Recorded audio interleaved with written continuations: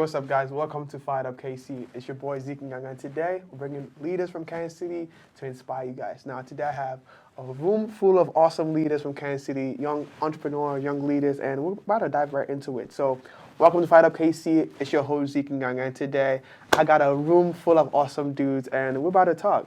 I got Emerson right here with me. Say hi to the people, let people know you're here. I got Lewis here with me. I got Cole here with me. Welcome, guys. Welcome. How you guys feeling today? Feeling good, man. Feeling pretty good? Feeling pretty good? Yeah, I'm ready. It's a good weather outside, too. Like, it's a really good weather outside, too. Nice. Like, it's like, I think we left winter, which is good, by the way. And, you know, We'll see. I kind of like have my shirt on to welcome, you know, the spring feeling, you know. Like that. But anyways, so Emerson HODES, just tell people just a little bit about yourself. Who is Emerson? Yeah, so I'm a sales manager at Chief of Staff Kansas City. Help people find jobs, help my clients, you know, figure out problems with their talent. And then I also started the Loop Kansas City. It's a young professional networking group here in town of people born in the 90s. So we're up to about like 90 members. Okay. Whoop, whoop. In there. So tell people about yourself, Mr. Lewis. Oh man, said born in the 90s. Am I on the right show? Okay, all right. That's cool. Well, hey, my name is Lewis Bird. I am the founder of Good Whim Design, and basically, we focus on a concept that I call ideas as a service. We work with companies and help them. We leverage our own intellectual property and help them develop products for their company. Okay. Wow. Okay. So, Mr. Cole, let people know you work with PBS. Let people know. How do you get that? How do you get to that? I'm creative director for Kansas City PBS, right here, UMKC, go Roos. Graduated with communication studies and film and media production. So started as a promotion producer, worked my way up to I'm handling the digital team now, which is Flatland. It's our digital platform. So website, got short form investigative journalism, short form video, stuff like that. And then we have the radio station 90.9 The Bridge FM. You should listen. Wow, that's awesome. So I probably didn't get this, but is everyone from Kansas City? We are from Kansas City. KC, let's go. I'm not from Kansas City, but I'm a fan because I've been here for like 4 years now. So I think I can be accepted as Kansas City. It's like I'm a Chiefs fan, so I think that works. So that's all that matters. I mean, but you got to look at it this way because like before we won, I've been passionate this season before we even won. Like I was rooting for the Chiefs. Bandwagon, you're good. No, I was rooting for the Chiefs. Kind of a little bit, but I was rooting for the Chiefs the whole time. But anyways, but yeah, I'm a Chiefs fan. I love Kansas City, and also I had the mayor on my show, so that shows that I'm actually deep into the city now. You know what I mean? So I'm part of the city. But that being aside, let's tell the people a little bit about what you do. I mean, what really started you to start the company you do, like the Loop KC? What is the mindset behind that? So I went to school in Nashville, lived in Las Vegas for a couple of years, moved back to Nashville, then moved back home, and I've been gone for about 7 years, and just really it started with just me networking with business leaders around town. I found so much value in that and learning from people's stories and failures throughout their career, at a young age, just kind of putting myself in their shoes, throughout their career. And so I started doing that and getting so much value out of that, that it's just really helped my career, not only in terms of, just, I guess, gaining more knowledge, but also in terms of business development and just networking. And so, I wanted to, help other young people kind of realize that same thing. So kind of took it upon myself with the help of a great mentor, Scott Havens, who runs a group for, people born in the 80s called Top Gun.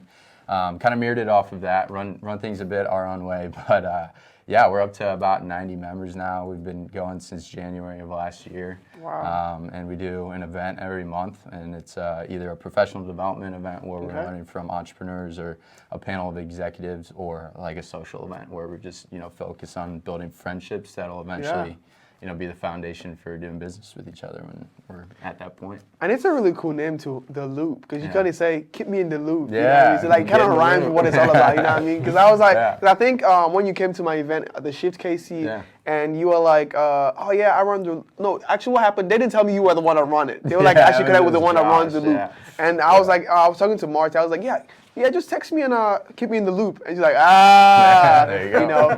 But anyways, Mr. Lewis, tell people a little about, you doing program, because I think I saw you at OHUB KC event, and you were kind of like talking about, being able to inspire young people to do programming and be able to go into like more science stuff. What started you in that process?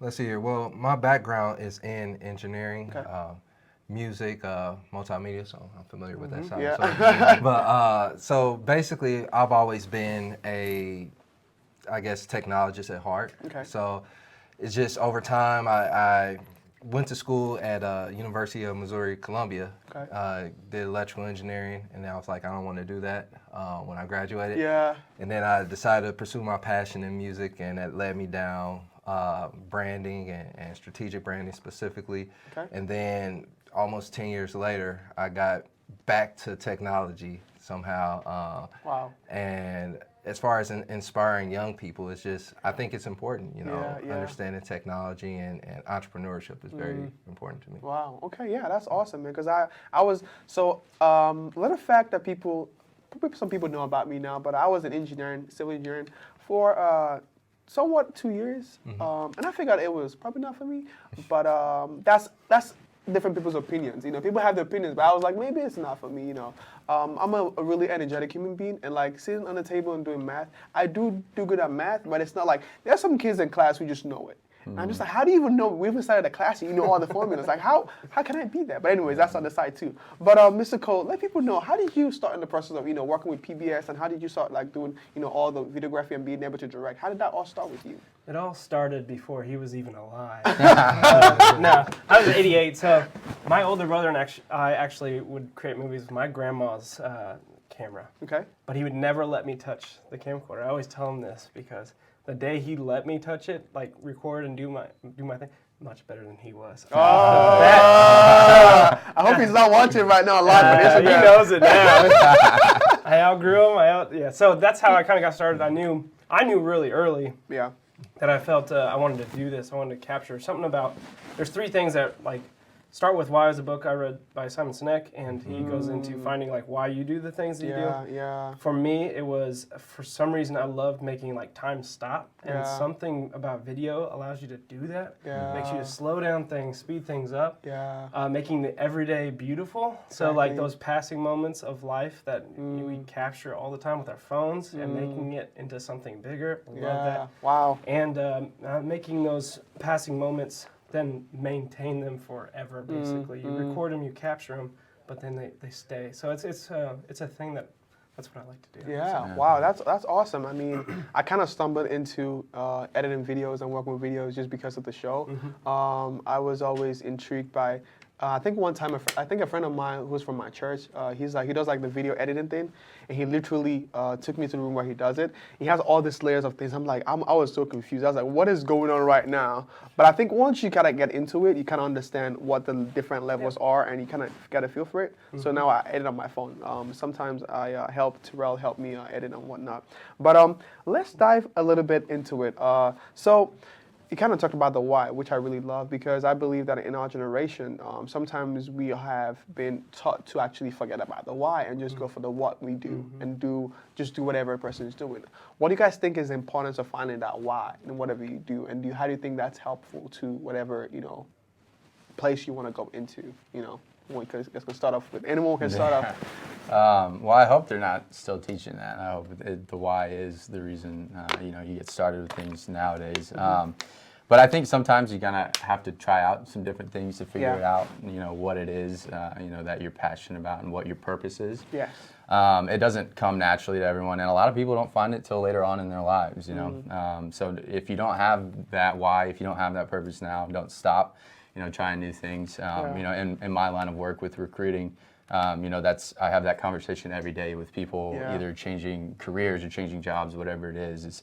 I always try to tell people to do something that's going to make you happy, not do something that's going to make you the most money, because a year from now you could be back in the same spot.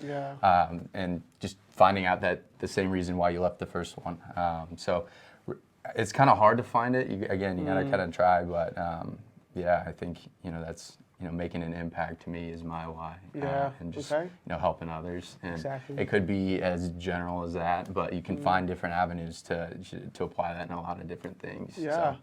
So, and I think there's a lot to say about helping others. I think it was Zig Ziglar, who said that if you help enough people get what they want, they'll help you get what you want, right? If you're able to serve people, they'll serve you back. Yeah, serving right? leadership. Being able to do that. So what do you think? What do you think about like the why and being able to figure that out and helping your path?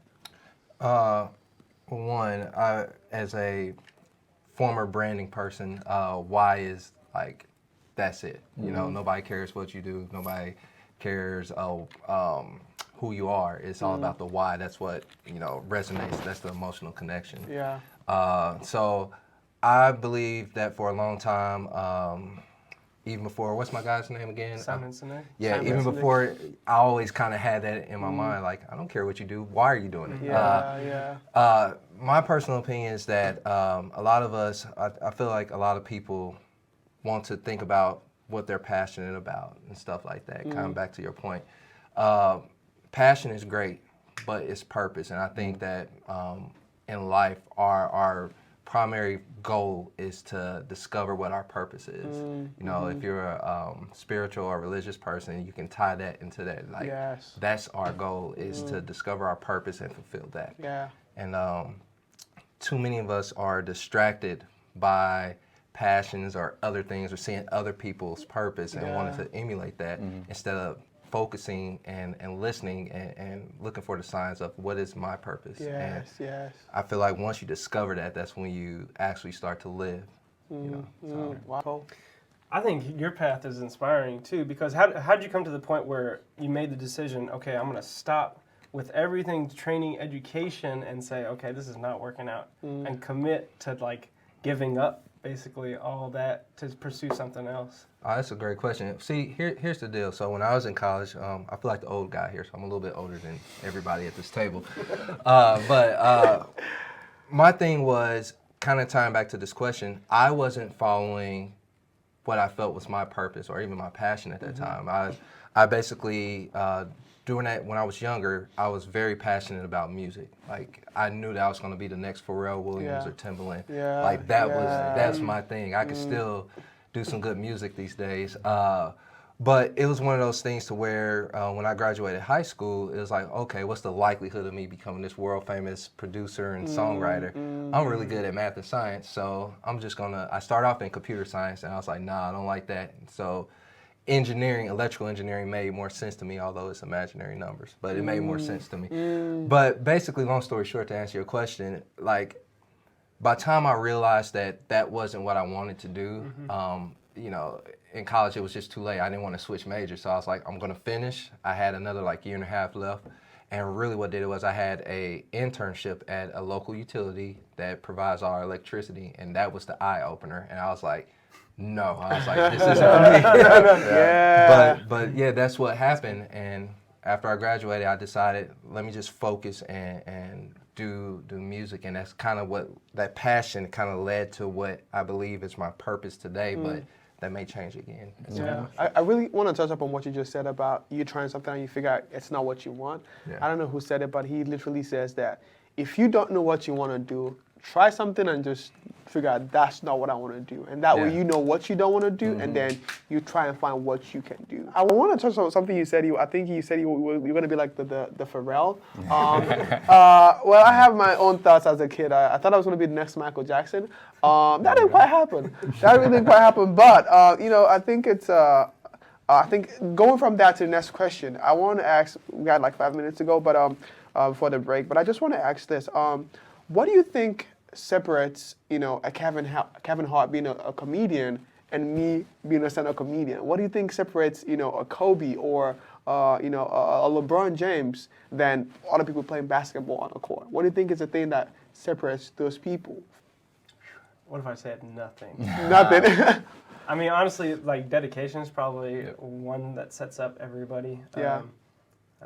I go back to other books I read, Malcolm Gladwell, Outliers, and how the successful people in life that we think that just worked really hard and got there, wasn't really all, they worked hard, they're very intentional, but they had so many opportunities, and so many people, like Bill Gates, was open to coding and computers before most people were. And he had in high school a coding class, and in college he had access 24/7 to batch programming, which wasn't around very much. So he had all this access that most kids didn't have. Wow. That's what made Bill Gates Bill Gates.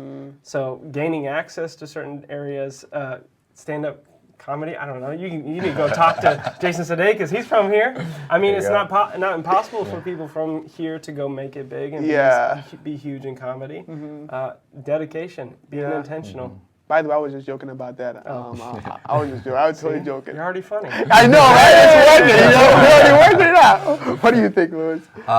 Yeah, I agree. I believe that access is definitely important. I also believe that one of the things that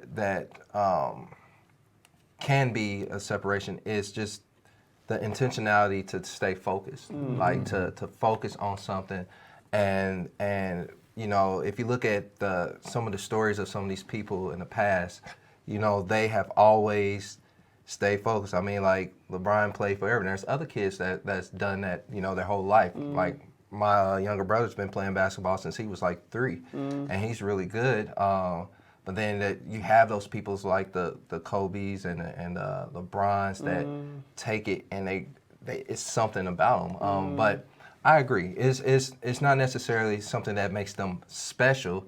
It's just that, if anything, it's not them. It's just that other people lack that sense of focus. You know. Speaking of tall people in basketball, Kevin Hart plays basketball. He has actually won, I think, 4 NBA All-Star championships. So that's a funny thing. Yeah, he's pretty funny good in basketball, which is really interesting. Another perspective, though, I want to ask you guys, being in like different industries, what is one thing you guys have learned from your different industries that you would say, this is one thing that has helped me, be able to be successful, that you think you can share with someone out there today? Man, in mine, it's just connecting with people, being able to build a relationship from nothing, like immediately. I have 10 to 15 new people walk into my office to sit down with me every week for interviews, and I have to be the one to kind of initiate the conversation, get it. And it's not that I'm just having a conversation with them; I'm walking through their entire life. Why'd you choose this major? Why'd you choose this job? What are you passionate about? What's your purpose? Just like really getting to know the heart of someone, and so. Just relationship development and having the confidence to really drive a conversation is what I've learned through my career. That I think is super, super important in honestly anything you do. Because you have to have people skills if you want to be successful, and you're selling yourself anytime if you're in sales or whatever it is. If you run your own business, especially if you're an entrepreneur, you got to sell yourself before you sell your company. And so I think those people skills are very important. I think I really, just adding a little bit to that, I think having a keen interest in the other person is something that really attracts people, because I think that'll work with me. Like having you at my event and you just showing up, that shows a lot of love. I have interest in what you do. I'm not trying to sell you anything, but I really just want to connect with you as a person. That speaks volumes. Definitely. What do you think, Mr. Lewis, in your field? All right, so for me, when it comes to fields, I don't know, maybe it's just me, but to me, in the realm of entrepreneurship and business, I don't care what industry you're in, it's all the same, in my opinion. Of course, there's different nuances, but at its core, it's the same concept. So you can switch between industries if you understand just like some basic principles. But I think the one thing that is very important is being someone that's accountable, that people can know that you're going to do what you say you're going to do. Even if you're not the best person to do it, if you can execute well enough and you meet your deadlines and things like that, I think that speaks volumes, especially in business, because what you learn is that so many people, they can't keep their word. You ask them to do something, follow. It's something as basic as if you meet with somebody for the first time for coffee. Everybody likes to do coffee. And you give them insights, and did they follow through with it? And so many people don't follow through, and that to me is that's the big difference. If you're able to be accountable and follow through, that's probably what I'm really looking for. Being able to be a person that can follow through. Yeah, wow, that's awesome. What do you think, Nicole? Personally, let's see. I'm trying to think. There's something Mike Perry once said. He's over at Hallmark now. I grew up with his family. Always assume positive intent, and then worth working around with a bunch of different people. If you can keep that, and think that they're trying, even when they're not trying to impact positively. Yeah. It keeps your mindset free to never look at someone as not a human. Yeah. So you keep your humanity and you keep this like awareness of like interactions with people and motivations. That's been super helpful to me. I think looking for problems, not to complain, but to provide solutions has always been a competitive advantage for me. Yeah. Trying to find areas where there's needs and not just saying that into the void, but like, okay, how would I step into that and be a solution for a problem that's existing within the company? Yeah. That's been the fastest, I think, way to like move into certain places that you want to be, because you see something, you can diagnose something, and you apply yourself into it. People see that. People recognize that. Wow. Great. That's awesome. Now, I'm not saying that I know a lot about life. I'm just going to give a tip about what I think.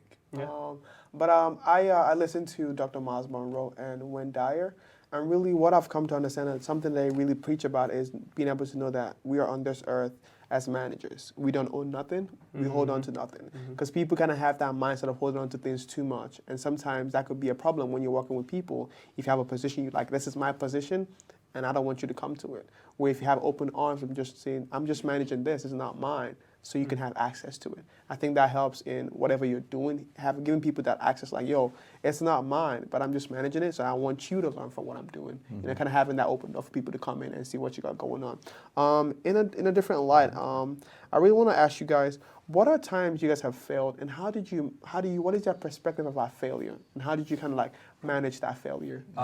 That's a great question. I've always feel like I'm in a job interview. It's been a long time since but I'll be honest, I've always struggled with that question, and I'll tell you why. Because I know there's been instances in my life where I have technically failed at something. I've kind of always had the mindset though of it wasn't really failure. It was just something that happened and I learned from it. I learned what not to do next time. So if I had to just like drill in and focus on it, you know, there's many lessons that I learned, you know, honing in specifically on entrepreneurship.